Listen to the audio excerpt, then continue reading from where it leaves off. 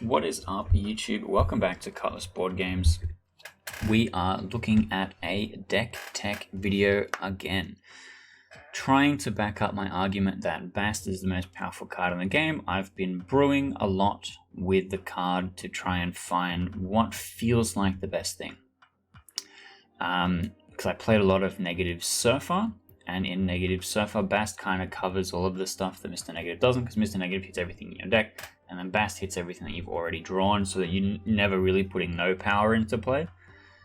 And then this is trying to do the same kind of thing, but playing without Mr. Negative. I'm going to quickly go through some of the cool combos that we have in here. The first one is that Bast on turn 1, Adam Warlock on turn 2, pretty much always guarantees you're going to draw a card, especially if you're putting it in that third unrevealed location, which is really unlikely for people to put cards into. And because this deck has a lot of low cost cards, drawing one or two things means that you're going to have so much ability to put so many things into play. We've got Ant-Man that gets bigger with Bast and then bigger again. We've got the Hood, where you have to be careful, because if you boost the Hood, very good, it's a swing up of 5 power. But if you accidentally play the Hood first and then you hit the Demon, you cut the Demon's power in half.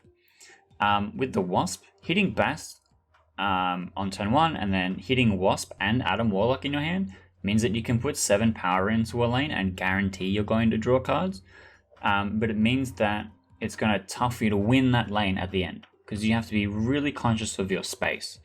And that's why we have stuff like Angela and Bishop and Iron Man. And then Mystique does the same thing again at the end. So you're able to throw Iron Man into a losing lane and then boost it again with something like Blue Marvel, or copy with Mystique for another lane. But also, one of the things that might not be super apparent is we have Mysterio being our only thing that has 4 power.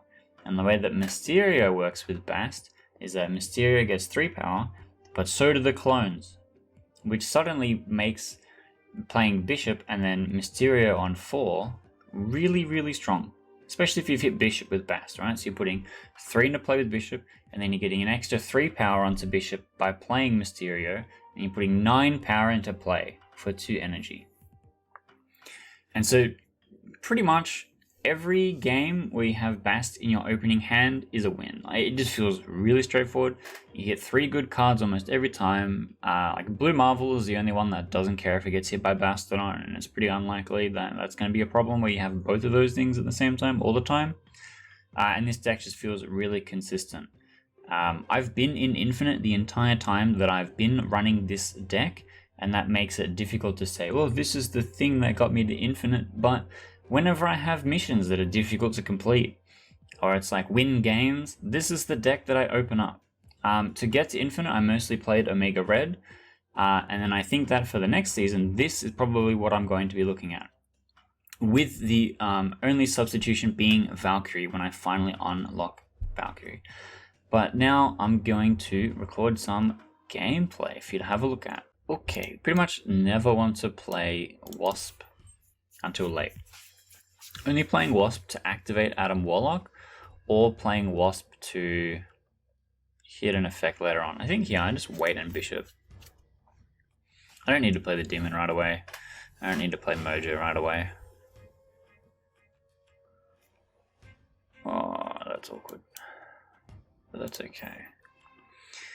Abusing this with something like Liquid would have been really good, but that's okay. And we drew Adam Warlock.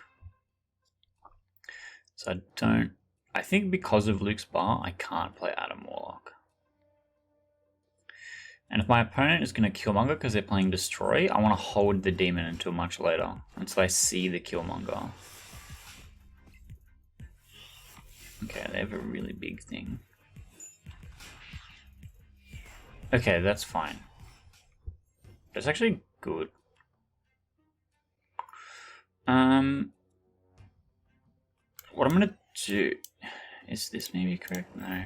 I think Mojo, and then Demon into the middle. Because I think next turn is Blue Marvel into the middle. Why does my opponent have the same Bishop as me? What? It's so unlikely. Oh, see, and then I can copy it with Mystique and get even more anthems. So I think he's just going to give up on this lane.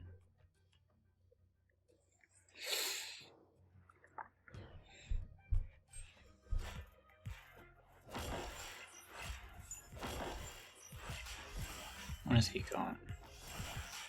Enchantress is just Mojo. That's really unfortunate for you. I don't know why you didn't Sinister London that. Okay, we're gonna get a copy of this here. We're gonna play Bast and Wasp. And that'll be enough. I'm just gonna snap here, like there's no point. Yeah. I don't really add anything to it, but knowing that I can add the extra 2 anthems guarantees I win this. Probably guarantees I win this. They have to play something huge. It feels like a free win.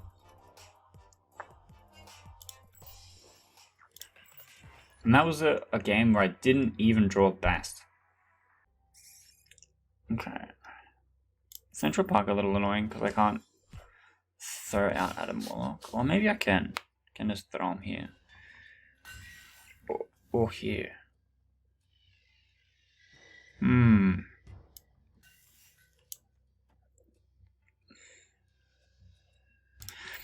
I play Bast off curve? Even though I miss a draw with the Adam Warlock, it's still worthwhile. Morag. Do I need to draw a card immediately?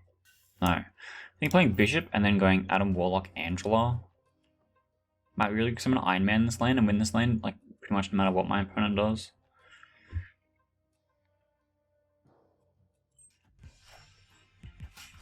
Killmonger. That's actually really good. That gives me a lot of space.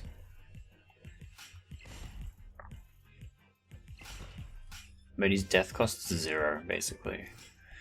-6, -7, -8. Yeah, it costs 1 right now. Which is fine. So we're gonna go like this. Oh no. We're gonna go Angela here, Adam Warlock here, because it's unlikely he's gonna play to Morag, and I'll get the draw cards. And then later on, I think next turn is Iron Man middle. And then hopefully I draw a 1-drop to go Mystique Mojo 1-drop on final turn. Ooh, Electro? That's interesting. And plays Death in Morag. Okay, that's not what I expected. I did know that it cost 1. Okay. I think I do Iron Man. Because that guarantees me that lane. And then I can Mystique over here and I can just punt Morag. I think he knows I'm not going to bother contesting it. Hobgoblin. I think I still get to win that lane. Okay, so we're going to be copying Iron Man. And then is playing Mysterio correct? I think so, because it makes Bishop as big as possible. And then it puts a guy here to get +5, which means I probably still win.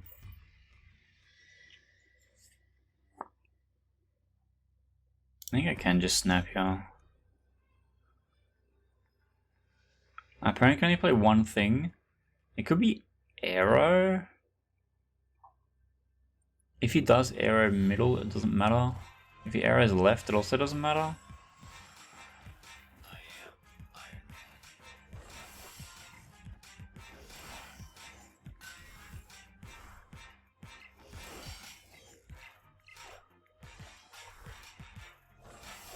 Plays just Demon. That must have been the most power they had in hand.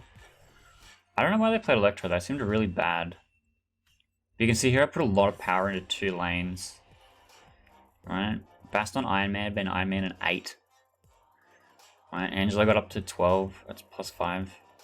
So Angela got up to 7, which is so 2 activations, like just because of the Hobgoblin. It would be 9 ordinarily. And then Adam Warlock would have drawn us a card if they hadn't played Death. Unfortunate.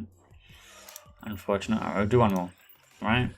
I haven't edited in any extra games. This is just consecutive so far. Okay, the hood, it's Morag. Do I punt Morag? I don't think I want to punt Morag. I can play Adam Warlock in there next turn. Perhaps? Not next turn. On turn 3. That's pretty good. There's the Bast. So I get to go like this. which is really cool. So I play the Demon out and then Bast hits the rest of my hand, so Adam Warlock and Wasp get a buff. My opponent's yet to do anything. So I'm going to get free card draw in Morag, while like Hell's Kitchen is my punt lane.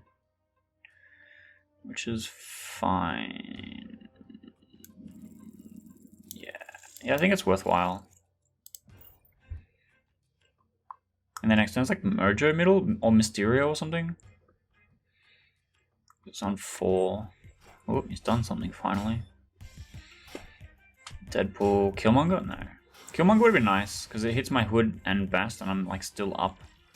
Like I go from 2 to 3. Okay, hit Iron Man. Oh no, wait, I have to play Mysterio second to get a clone in here. Wait. I want the Mysterio clone in the middle.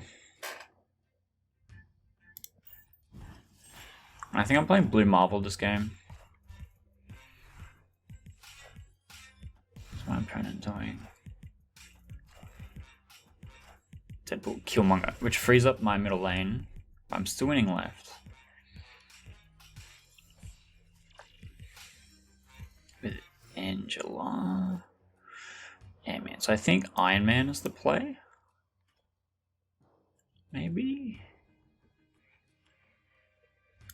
No, actually, I think Blue Marvel is the play, and then the final turn is like Angela, Mystique, Ant-Man.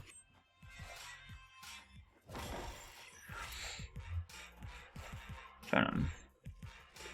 So I don't think we're going to see an Arnim Zola here. I think we're going to see something that costs 5. And Deadpool, which might just be Arrow, which I think is fine. Where my things end up don't super matter. And then what, I just invest in Morag, I guess? Because only if it's Arrow middle. But I still think I win the side lanes. Like if it takes Mystique, I'd still probably win this. You can't ever activate Mojo anyway. I think we're fine.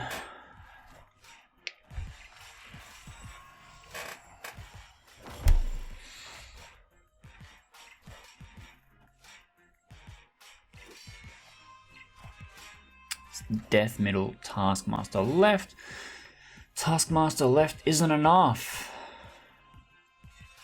Isn't enough. There we go. 3 for 3. Not bad, huh? So as you can see, when to play Bast and what to play with it, like in that last game, I had the Demon in here, so I played the Demon down knowing that that's going to be the Adam Warlock lane. Adam Warlock is going to get boosted by Bast. I play them together, I have 9 power, going to draw cards.